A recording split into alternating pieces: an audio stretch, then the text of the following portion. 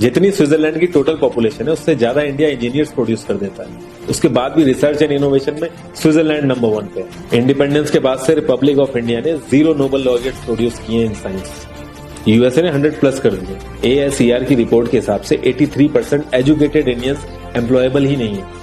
और ये जो सुंदर पिचाई, सत्या नदेला की हम बात करते हैं, इन्होंने भी आगे चल के अपनी एजुकेशन बाहर से ही करी है। और ये सारी चीजें जो मैं बोल रहा हूँ ना, इसका रूट कॉज फाइंड आउट करने के लिए हमें थोड़ा सा पीछे जाना पड़ेगा। जब ब्रिटिशर्स हम पे रूल कर रहे थे तो ईस्ट इंडिया कंपनी के सामने 2 मेजर चैलेंजेस थे। एक, कम्युनिकेशन विद इंडियन, दूसरा वर्कर्स और क्लर्क्स की बहुत जरूरत थी।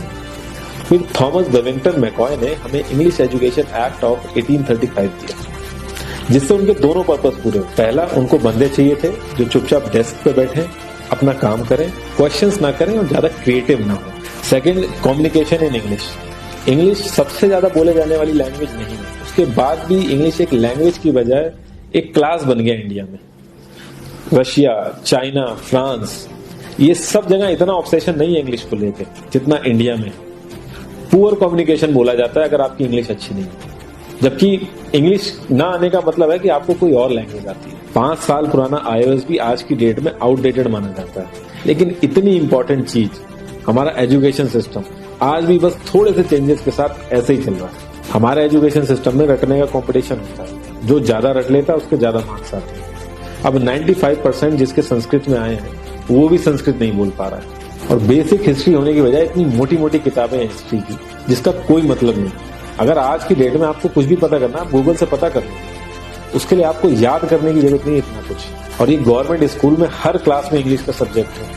12-12 साल लगाने के बाद भी लोग इंग्लिश नहीं बोल पा रहे, और बिना किसी बुक को पढ़े 5 साल का बच्चा सीख लेता है, क्योंकि उसको वैसा एनवायरमेंट मिल जाता है। A+B का whole square is equal to A² + B² + 2AB। इसका रियल लाइफ में क्या यूज है किसी को नहीं पता, न प्रिंसिपल, न टीचर, न बच्चे, बस पढ़ाई चले जा रहे हैं। हो सकता है इसका कुछ मतलब हो, लेकिन आप ट्राई करके देखें ना, किसी को नहीं पता। हाँ, 2AB की जगह अगर आपने 3AB बोल दिया तो 4 लोग हंसने वाले मिल जाएंगे आपके ऊपर। किंडरगार्टन में जो बच्चों को सिखाने के लिए टेक्निक यूज होती है वो लाख गुना अच्छी है कॉलेज की वो रटने वाली टेक्निक से। और जिन बच्चों के बहुत ज्यादा नंबर आते हैं, जो वो छुपा छुपा के एग्जाम में लिखते हैं, आप देखोगे जब वो रियल लाइफ में जाते हैं तो ज्यादातर क्रम्बल करते हैं। हर किसी को सेम सिलेबस और सेम चीज सिखाई जाती है बिना उसकी कैपेबिलिटी देखे, और क्रिएटिविटी का तो दूर दूर तक मतलब नहीं होता। अब एक लाइन से आप शेर, मछली, सांप, हाथी सबको लाइन से खड़ा कर दो, उनसे को पेड़ पे चढ़ो, उनको तो जिंदगी भर यही लगेगा ना कि वो तो किसी काबिल ही नहीं है। और द्रोणाचार्य ने भी पांडवों को उनकी स्किल सेट के हिसाब से उनको चीजें सिखाई, सबको एक ही चीज नहीं सिखा दी। और हमारे एजुकेशन सिस्टम में ज्यादा ऑप्शंस भी नहीं है, सबसे ऊपर साइंस, फिर कॉमर्स, और सबसे नीचे जाके कहीं नंबर आता है आर्ट्स का। आर्ट लेने वाले को तो लोग इतना हल्के में लेते हैं जैसे वो किसी काम का ही नहीं। हर माँ बाप को तो इंजीनियर या डॉक्टर ही बनाना है। कॉलेज वाले अगर एक्स्ट्रा कोर्स रख भी देते हैं तो माँ बाप एंट्री नहीं कराएंगे, तो वो सारा पैसा बर्बाद होगा कॉलेज का। तो ऑप्शंस कहाँ से आएंगे? और बचपन से ही आपकी ट्रेनिंग स्टार्ट हो जाती है। माँ बाप, भाई बहन, रिलेटिव सब ये समझाते हैं अगर आपके मार्क्स नहीं आए और जॉब नहीं लगी तो आपकी जिंदगी बेकार है। और लाइफ की क्रिएटिविटी को आप रखते हो साइड में, और ये अच्छे मार्क्स और अच्छी जॉब पाना आपका सपना बन जाता है। अब ये सपना पूरा हो जाता है तो बहुत बढ़िया है, दूसरे को जेलस फील कराओगे, नीचा फील कराओगे। और इस छोटी सी उम्र में अगर सपना टूट जाता है तो सेल्फ डाउट में आ जाओगे। इतना बाहर वाले आपको नीचा नहीं समझेंगे जितना आप खुद की नजरों में गिर जाओगे। आप किसी भी 4-5 सक्सेसफुल आदमियों के बारे में सोच के देखिए जिन्हें आप बहुत सक्सेसफुल मानते हो, या जिनकी तरह लाइफ आप जीना चाहते हो। मैं ये कह सकता हूँ कि वो इस एजुकेशन सिस्टम की वजह से तो सक्सेसफुल नहीं होंगे, चाहे वो जो भी। धीरू भाई अंबानी, विराट कोहली, आमिर खान, नरेंद्र मोदी, ये सब हमारे इस करंट एजुकेशन सिस्टम के ट्रैप में नहीं फंसे।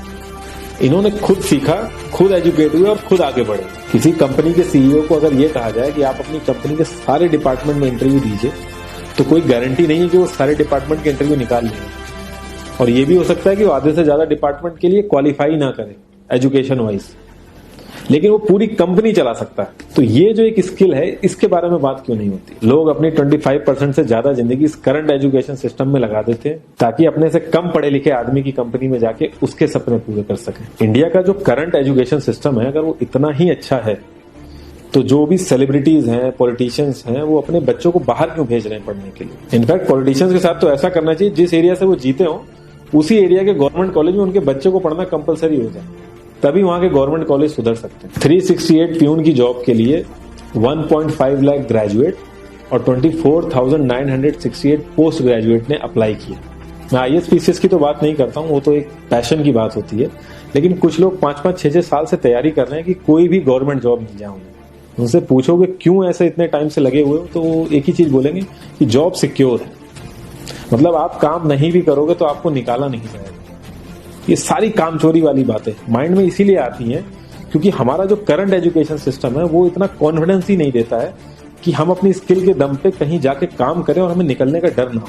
मैं आने वाले 10 साल की तो बात ही नहीं कर रहा हूँ। अगर मैं आने वाले 5 साल की भी बात करूं तो टेक्नोलॉजीज में इतना ज्यादा चेंजेस आ जाएगा कि जो आज हम पढ़ रहे हैं, जिस स्किल पे हम फोकस कर रहे हैं, पता नहीं वो रेलेवेंट भी होगी कि नहीं उसमें।